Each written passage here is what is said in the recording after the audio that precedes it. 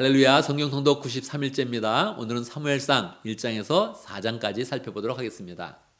사무엘상하는 이스라엘의 왕정 정치가 세워지는 과정을 보여주고 있습니다. 그런데 앞의 내용에 보면 사사시대 때 왕이 없어서 사람들이 각자 자기의 소견대로 행하면서 악을 행한 그런 모습을 보여주었죠. 이제 하나님께서 이스라엘의 왕을 주셔서 그 왕을 통해서 하나님의 공의로 통치하고 백성들은 하나님의 백성으로 세워져 가는 그런 모습을 보여주고 있는 것입니다. 우리는 이스라엘의 왕이 세워졌다 이렇게 생각하지 않고 하나님께서 원하시는 왕의 모습, 공의로 통치하는 그런 모습, 하나님의 백성을 세워가는 그런 모습에 관심을 가지면서 이 성경을 읽어야겠습니다. 사무엘상 1장에 보면 엘가나라는 그런 사람이 두 부인이 있었는데 두 부인이 하나는 아이가 있고 하나는 아이가 없어서 서로 싸우는 그런 내용을 보여주고 있습니다. 이제 새로운 그런 시대가 도래하는데 그 새로운 시대에서 여자 둘이 한 집안에서 서로 싸우고 질시하는 그런 모습을 보이면 이것은 조금 더 우리가 새로운 시대에 걸맞는 그런 모습은 아니죠. 그런데 하나님께서 왜 이런 모습을 사무엘상 1장에서 기록하고 있을까요?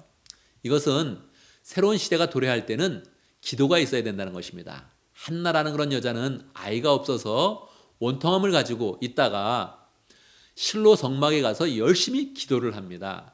이 기도하는 그런 그 모습이 새로운 그런 시대를 연다는 것입니다. 이것은 어떤 이유라도 상관이 없는 것이죠. 인생에 어떤 문제 상관없이 열심히 기도하면 하나님께서 새로운 시대를 열어준다 하는 것을 우리에게 교훈으로 주고 있는 것입니다. 또 재미있는 것은 한나가 열심히 기도할 때 당시의 제사장 엘리는 영적이지 못한 사람이었습니다. 그래서 판별력이 없어서 열심히 기도하고 있는데 왜 포도주에 취해서 이렇게 술주정을 하느냐 하고 책망을 한 것입니다. 한나가 나는 술에 취한 것이 아니라 제 슬픈 마음을 하나님께 다 털어놓는 것입니다. 이렇게 이야기했더니 엘리가 또 마음을 확 바꿔서 그렇다면 하나님의 축복이 너에게 풍성하기를 원한다 이렇게 축복을 해줬습니다.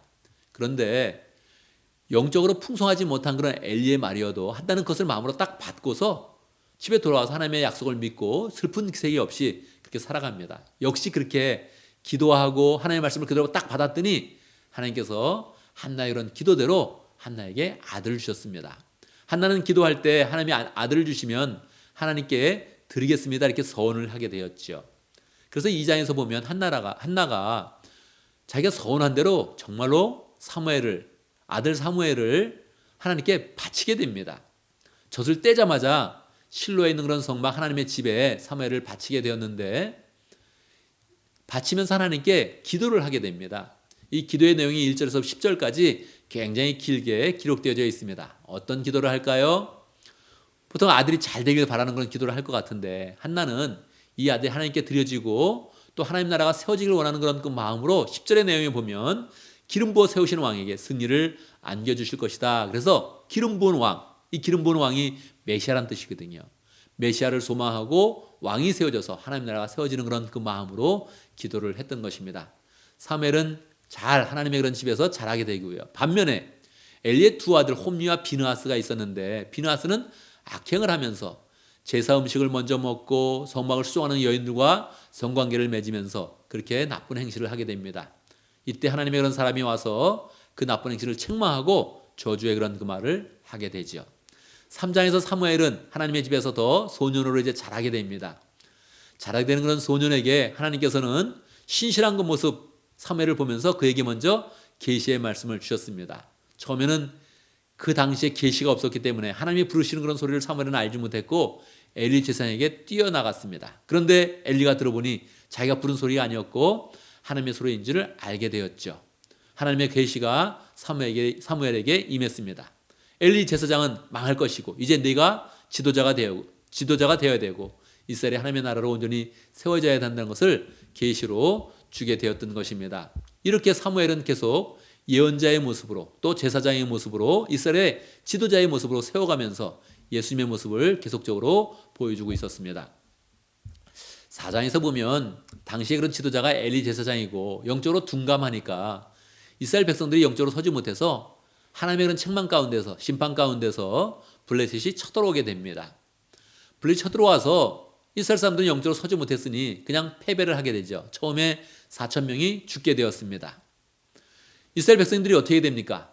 이제 패배했으니까 어떤 수를 써야 되는데 그들은 하나님의 언약궤를 전쟁터로 갖고 오자. 그래서 언약궤의 힘으로 이기자. 이런 의견을 제안하게 되었습니다. 그 제안대로 정말 언약궤를 전쟁터로 가져오게 되었죠. 이스라엘 백성들은 언약궤가 어떤 큰 힘을 줄 거로 생각하고 크게 함성을 질렀습니다. 이스라엘 백성은 함성을 지르고 블레셋 사람들은 조금 더 의기소침하게 되었죠. 그런데 여러분 어떻겠습니까? 언약궤의 힘으로 이기겠습니까? 그렇지 않습니다. 이것은 추술적인 그런 모습이죠. 이렇게 하면 안 되고 하나님 앞에 진심으로 회개하고 하나님을 의지하고 하나님의 능력으로 전쟁을 승리해야 되죠. 언약궤가 들어왔지만 다시 블레셋이 처음에 함성에 의기소침했다가 힘을 내서 전쟁을 하니까 이스라엘이 그냥 크게 패배하게 되었습니다. 지난번보다 더 크게 패배하여서 이스라엘 사람들은 많은 사람들 죽게 되었고 홈리와 비느하스 다 죽게 되었고요. 그리고 언약궤까지 빼앗기게 되었습니다. 이 소식이 전해지니까 엘리 제사장은 너무나 놀라서 자기 아들들이 죽었고 이스라엘은 죽었고 언약궤가 빼앗겼다 이렇게 소식을 들으니까 너무 놀라서 뒤로 넘어지면서 자빠지면서 목이 부러져서 죽게 되었습니다. 하나님의 저주의 그런 그 말이 임하게 된 것이죠. 이때 비느하스의 아내는 출산할 때가 되었는데 이런 나쁜 소식을 들으면서 자기 남편도 다 죽었고 언약궤를 빼앗겼다 그런 소식을 들으면서 아기를 낳게 되니까 아기의 이름을 이가봇이다 그렇게 지었습니다. 이가봇은 하나님의 영광이 우리에게 떠났다 이런 뜻이죠. 그래서 이 이가봇 이 이름 속에서 이스라엘 당시의 그런 형편이 어떠했는지를 우리는 알 수 있게 되는 것이죠. 하나님의 영광이 떠난 그런 사회 어떻게 되겠습니까? 하나님의 신실한 사람 사무엘이 커가면서 이스라엘을 다시 하나님의 말씀으로 세워가고 예수님처럼 그들을 하나님의 그런 말씀으로 인도하는 그런 가운데 하나님의 백성으로 잘 세워지게 하는 그런 역할을 하는 것입니다. 이제 언약궤가 빼앗겨버린 그런 상황 가운데서 이스라엘의 운명은 어떻게 될 것입니까? 사무엘상 5장에 6장에서 우리는 계속 읽어가면서 이 내용을 살펴보도록 하겠습니다. 감사합니다.